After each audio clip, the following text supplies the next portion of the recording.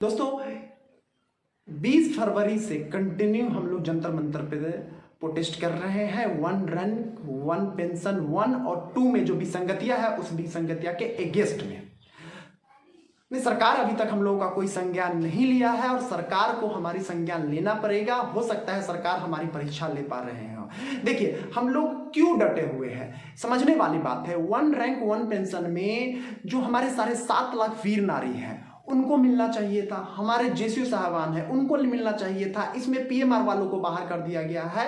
Actually में ये 1 rank 1 pension था किसके लिए और मिला किसको, इस बात को समझना जरूरी है। 1 रैंक 1 पेंशन पिछले 40 साल का डिमांड था। सबसे पहले तो सरकार को मैं थैंक्स देता हूं जी कि इस डिमांड को उन्होंने पूरा किया, लेकिन ये डिमांड था किसके लिए और मिला किसको, ये बात जानना बहुत जरूरी है। दोस्तों 1 रैंक 1 पेंशन में हमारे साथ में छल हुआ है और छल कोई दूसरा आदमी नहीं किया है। अगर दूसरा करता तो कभी होने नहीं देते। ये छल हमारे बड़े भाई साहब की है, हमारे अधिकारीगण ने किया। इन्होंने सरकार के साथ में मिलके हमारे साथ में छल किया। 97% लोगों का हक वो 3% लोग लेके गए जिनको कि ये ऑथराइजेशन ही नहीं थी। हम आपको लेके चलते हैं 2010 में राज्यसभा में डिमांड हुआ कि 1 रैंक 1 पेंशन सीएपीएफ को भी दिया जाए, लेकिन उस समय में कोश्यारी कमेटी के अनुशंसा के आधार पे उन्होंने क्लियर मना कर दिया जी कि 1 रैंक 1 पेंशन उसके लिए है जो ईयरलियर फौज से चले आता है, जो वार कैजुअलिटी के कारण कम सर्विस में फौज से बाहर होना पड़ता है, या जो शहीद हो जाते हैं इस देश के लिए, उसके लिए है। लेकिन वो उनके लिए नहीं है जो 55 साल 58 साल 62 साल सर्विस करते हैं, तो ये अफसरों के लिए था ही नहीं। लेकिन इन अफसरों ने, इन अधिकारियों ने कंटिन्यू प्रोटेस्ट किया और प्रोटेस्ट में संख्या बल किसका दिखाया, हम लोगों का दिखाया। संख्या बल में हमारे जवान और जेसीयू साहब थे, हमारे वीर नारी थी, 7.5 लाख वीर नारी थी। हमें फटा कपड़ा पहनाया गया, हमारे गंजी फाड़े गए, हमारे शर्ट फाड़े गए, हमारे कटोरा, हाथ में कटोरा धरा दिया गया। जब उस कटोरे में 1 रैंक 1 पेंशन में 42,000 करोड़ सरकार डालने वाली थी, तो उस कटोरा को ऐसे कोहनी मार के साइड किया गया और ऑफिसर ने अपना कटोरा सामने लगा दिया। सरकार 1 रैंक 1 पेंशन में 42,700 करोड़ दिया और 1 रैंक 1 पेंशन 2 में 23,000 करोड़ रुपया दिया। लेकिन आप उन्हीं सरकार से पूछिए क्या ये पैसा उन जवान और वीर नारी के अकाउंट में गया? जवानों के अकाउंट में 32 रुपया से लेकर 19 रुपया तक के, और जेसीओ साहब को तो जीरो, उनका तो और मैट्रिक्स लेवल में और पेमेंट कम गया, उनका और पेंशन कम गया। ठीक है, पीएमआर वालों को अलग कर दिया। माननीय प्रधानमंत्री जी जब रिवारी के मेट्रो स्टेशन का उद्घाटन करने किए थे तो उस समय में बोले थे कि जो कि पीएमआर वालों को 1 रैंक 1 पेंशन में रखा जाएगा, और आज पीएमआर वालों को बाहर कर दिया, प्रीमेच्योर रिटायरमेंट को बाहर कर दिया गया।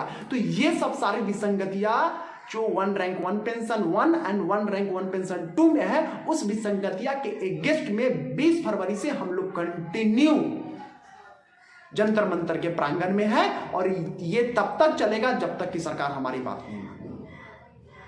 अच्छा देखिए, अगर सरकार ये बात कहती है कि आप संख्या बल दिखाओ, तो मैं एक बात आपको बताना चाहता हूं जो कि अगर सरकार को हमारी संख्या बल नहीं दिख रही है तो शायद सरकार या तो झूठ बोल रही है, और नहीं तो सरकार को अपनी खुफिया विभाग को फटकार लगाने की जरूरत है।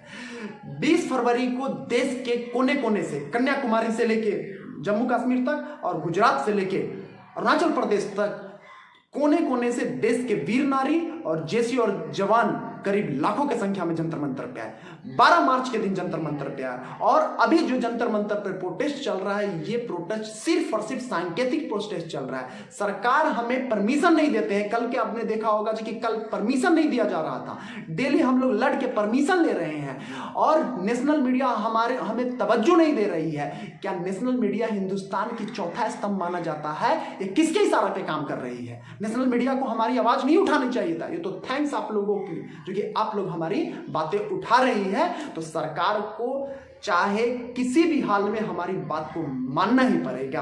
और रही बात संख्या बल की, तो संख्या बल 3 मार्च को हम लोग पूरे देश के डिस्ट्रिक्ट हेडक्वार्टर में डीसी को, कलेक्टर को हम लोग संज्ञान सौंपेंगे और उसका एक कॉपी माननीय राष्ट्रपति जी को स्पीड पोस्ट से भेजेंगे। आप 4 अप्रैल को आप देखिएगा कि 4 अप्रैल को जब भी कोई नेता, कोई मंत्री, कोई ऑफिसर जब पेपर खोलेगा तो फर्स्ट पेज पे ही उनको नजर आएगा देश के पूरे भूतपूर्व सैनिक और पूरे सैनिक रोड पे नजर आएंगे।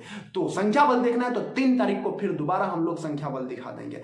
अगर सरकार हमारी बात नहीं मानेगी तो हम लोग बड़ा रिकॉल कर सकते हैं, और इस बार जो रिकॉल होगा वो रिकॉल होगा रामलीला मैदान में। रामलीला मैदान में बात समझना ये है जो कि बहुत सारे